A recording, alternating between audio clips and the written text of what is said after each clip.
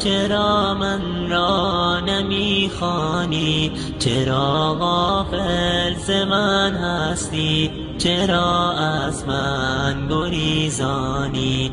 منم آن مونس قبرت، منم نور شب سردت. بیا با من بگو دردت اگر داری پریشانی. منم حبل متین حق، منم پیغام دین حق.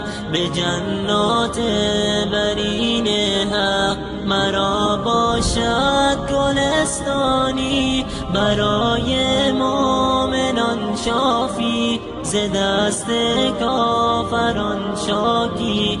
دلیل و حجت کافی، منم درگاه سبحانی. منم قرآن کلام حق، چرا من را نمیخوانی؟ چرا غافل ز من هستی؟ چرا از من گریزانی؟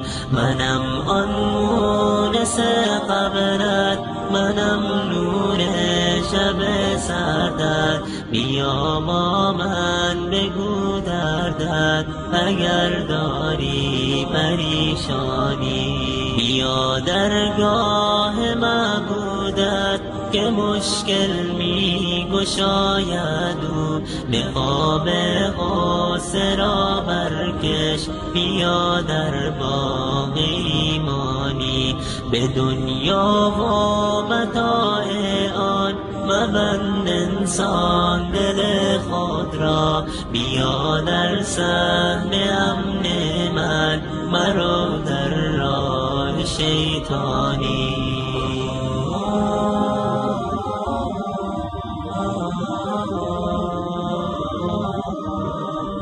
چرا غافل ز من هستی؟ چرا از من گریزانی؟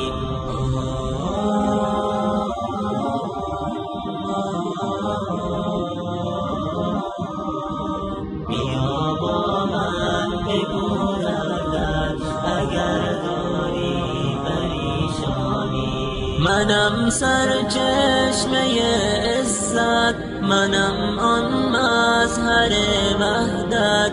منم برکت، منم رحمت ز سوی ذات رحمانی. عمل بر آیه های من تو را مأوا به جنات است. منم شافع برای تو اگر خواهان رضوانی. منم قرآن کلام حق، چرا من را نمیخوانی؟ چرا غافل ز من هستی؟ چرا از من گریزانی؟